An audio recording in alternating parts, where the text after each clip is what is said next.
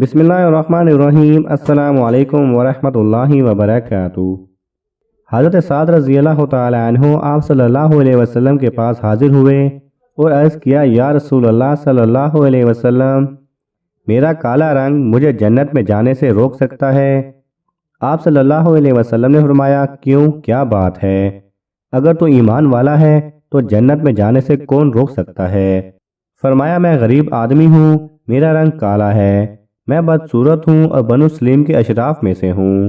اب یہ بات ہے کہ مجھے کوئی لڑکی نہیں دیتا، میری غربت اور کالے رنگ کی وجہ سے کوئی میرے ساتھ رشتہ نہیں کرتا۔ آپ صلی اللہ علیہ وسلم نے فرمایا، جاؤ عمر بن وہاب رضی اللہ تعالی عنہ سے کہو کہ اپنی لڑکی تیرے نکاح میں دے دے۔ حضرت سعد رضی اللہ تعالی عنہ جا کے دروازے پر پہنچے، دروازے پر دستک دی۔ حضرت عمر بن وہاب رضی اللہ تعالی عنہ باہر نکلے اور پوچھا، بھائی کیا بات ہے؟ کہا کہ میں رسول اللہ صلی اللہ علیہ وسلم کا بھیجا ہوا ہوں اور آپ صلی اللہ علیہ وسلم کا قاصد ہوں، آپ کے پاس آپ کی بیٹی کی شادی کا اپنے لیے پیغام لایا ہوں۔ بظاہر انہیں یقین نہیں آیا، اس لیے کہا کہ بھاگ جا یہاں سے، کہاں کی بات کرتا ہے؟ تو وہ بیچارہ غریب تھا، پہلے ہی غم کھایا ہوا، وہ تو مارے ڈر کے وہاں سے پیچھے بھاگا۔ ادھر عمر رضی اللہ تعالی عنہ کی بیٹی حسن و جمال میں مشہور، بیٹی کے کان میں آواز پڑی، بیٹی نے پیچھے سے آواز دی، اے ابا جان، سوچ تو لیا کرو، کیا کہہ رہے ہو؟ تم نبی صلی اللہ علیہ وسلم کی بات کو ٹھکرا رہے ہو، ہلاک ہو جاؤ گے۔ میں نبی صلی اللہ علیہ وسلم کے حکم کے سامنے تیار ہوں، میں کالے گورے کو نہیں دیکھ رہی، میں نبی صلی اللہ علیہ وسلم کے حکم کو دیکھ رہی ہوں۔ جاؤ، میں تیار ہوں اور کہہ دو کہ میں شادی کروں گی۔ حضرت عمر بن وہاب ثقفی رضی اللہ تعالی عنہ بھاگے بھاگے پیچھے گئے، آپ مجلس میں تشریف فرما ہیں۔ جب دیکھا کہ عمر آئے ہیں، فرمایا، تو نے اللہ کے رسول صلی اللہ علیہ وسلم کی بات کو ٹھکرا دیا۔ عمر رضی اللہ تعالی عنہ نے عرض کیا، میرے ماں باپ آپ پر قربان، یا رسول اللہ صلی اللہ علیہ وسلم، خطا ہوئی، معاف فرمائے، کیا حکم ہے؟ آپ نے فرمایا، اس سے اپنی بیٹی کی شادی کر دو۔ عمر رضی اللہ تعالی عنہ نے عرض کیا، آپ نکاح پڑھائیں۔ آپ نے نکاح پڑھایا، 400 درہم مہر مقرر کیا۔ آپ صلی اللہ علیہ وسلم نے فرمایا، سعد رضی اللہ تعالی عنہ، جاؤ بیوی کو لے کر آؤ۔ عرض کیا، یا رسول اللہ صلی اللہ علیہ وسلم، میرے پاس تو 1 درہم بھی نہیں ہے، میں 400 درہم کہاں سے پیدا کروں اور اس کو لے کر آؤں؟ آپ صلی اللہ علیہ وسلم نے فرمایا، چلو گھبرانے کی بات نہیں، جاؤ علی رضی اللہ تعالی عنہ کے پاس جاؤ، عثمان رضی اللہ تعالی عنہ اور عبد الرحمن رضی اللہ تعالی عنہ کے پاس جاؤ اور ان سے کہو کہ تمہیں 200 درہم دے دیں، تیرے پاس 600 درہم ہو جائیں گے، 400 سے مہر ادا ہو جائے گا اور 200 سے اپنا کام کر لینا۔ عرض کیا، بہت اچھا۔ حضرت عثمان رضی اللہ تعالی عنہ، حضرت علی رضی اللہ تعالی عنہ، حضرت عبد الرحمن رضی اللہ تعالی عنہ کے پاس گئے، انہوں نے خوش ہو کر 200 سے زائد دیا۔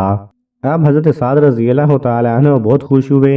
ایک نوجوان جو بڑی خوبصورت لڑکی سے شادی کرنے والا ہو، اس کے جذبات کو کوئی سمجھ سکتا ہے سوائے اس کے جس پر خود گزر رہی ہو۔ کیا جذبہ ہوگا؟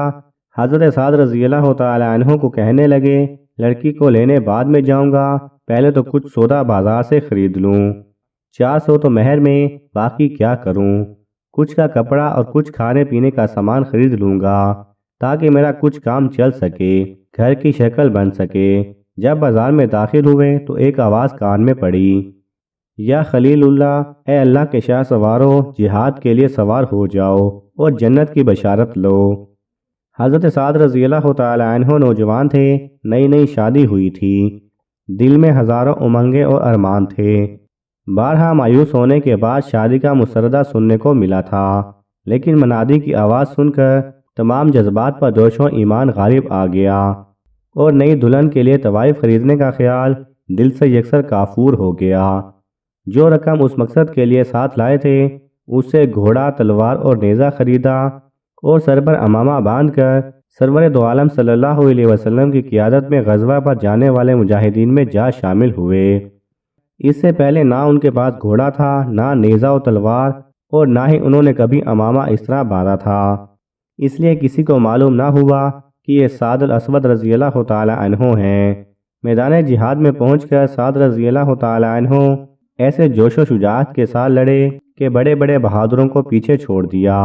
ایک موقع پر گھوڑا اڑ گیا تو اس کی پشت پر سے کود پڑے اور آستینیں چڑھا کر پیادہ پاہی لڑنا شروع کر دیا۔ اس وقت حضور صلی اللہ علیہ وسلم نے ان کے ہاتھوں کی سیاہی دیکھ شناخت کر لیا اور آواز دی، سعد!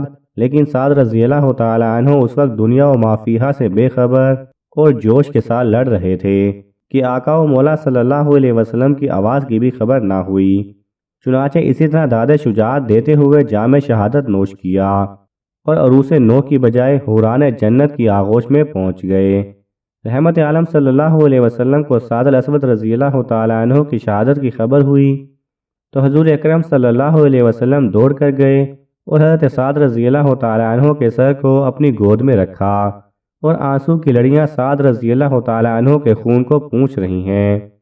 حضور اکرم صلی اللہ علیہ وسلم کے آنسو سعد رضی اللہ تعالی عنہ کے چہرے پر گر رہے ہیں۔ آپ فرما رہے ہیں کہ اے سعد رضی اللہ تعالی عنہ، تیری خوشبو اللہ اور رسول اللہ کو بہت پیاری ہو چکی ہے۔ اے سعد، تو اللہ اور اس کے رسول صلی اللہ علیہ وسلم کو بے انتہا پیارا ہو چکا ہے۔ رو رہے ہیں اور روتے روتے آپ صلی اللہ علیہ وسلم نے منہ پھیر لیا اور فرمایا، رب کعبہ کی قسم، سعد حوض پر پہنچ گیا۔ حضرت ابو لبابہ بن منظر نے فرمایا، یا رسول اللہ صلی اللہ علیہ وسلم، یہ حوض کوثر کیا ہے؟ آپ صلی اللہ علیہ وسلم نے فرمایا، یہ حوض وہ ہے جو میرے رب نے مجھے دیا ہے، دودھ سے زیادہ سفید، شہد سے زیادہ میٹھا۔ جب ایک دفعہ اس کو پی لے گا پھر دوبارہ پیاس نہیں لگے گی۔ حدیث میں آیا ہے کہ اس حوض کے 4 کنارے ہیں۔ پہلے کنارے پر حضرت ابوبکر صدیق رضی اللہ تعالی عنہ، دوسرے کنارے پر حضرت عمر رضی اللہ تعالی عنہ اور تیسرے کنارے پر حضرت عثمان رضی اللہ تعالی عنہ اور چوتھے کنارے پر حضرت علی رضی اللہ تعالی عنہ ہوں گے۔ یہ چاروں صحابہ رضوان اللہ علیہم اجمعین کی کناروں پر کھڑے ہیں، امت آ رہی ہے، یہ پلا رہے ہیں۔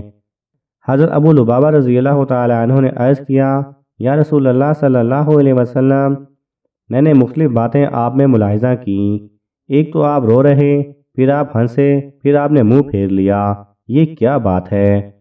حضور اکرم صلی اللہ علیہ وسلم نے فرمایا کہ جو رویا ہوں تو صحابہ رضی اللہ تعالی عنہ کی قربانی اور شوق پر رویا ہوں، اس کی جدائی پر رویا ہوں، کس حال میں تھا، کس طرح کو جا رہا تھا، کن جذبوں میں جا رہا تھا اور کیسے امر پر قربان ہوا ہے، اس بات پر رو رہا ہوں۔ اور میں ہنسا اس بات پر کہ جب میں نے جنت میں اس کو دیکھا اور اللہ کی بارگاہ میں اس کے درجے کو دیکھا تو میں ہنس پڑا، اور میں نے منہ اس لیے پھیر لیا کہ میں نے دیکھا کہ جنت کی حوریں اس کی بیویاں دوڑتی ہوئی آ رہی ہیں اور تیز دوڑ کر آ رہی ہیں کہ ان کی پنڈلیوں سے کپڑا ہٹا گیا اور ان کے پاؤں میں پازیب چھن چھن کرتی مجھے نظر آ رہی تھی۔ تو میں نے شرم سے منہ پھیر لیا اور فرمایا کہ جاؤ ان کی بیوی سے کہہ دو کہ اللہ نے سعد رضی اللہ تعالی عنہ کو تیرے سے زیادہ خوبصورت بیویاں عطا فرما دی ہیں۔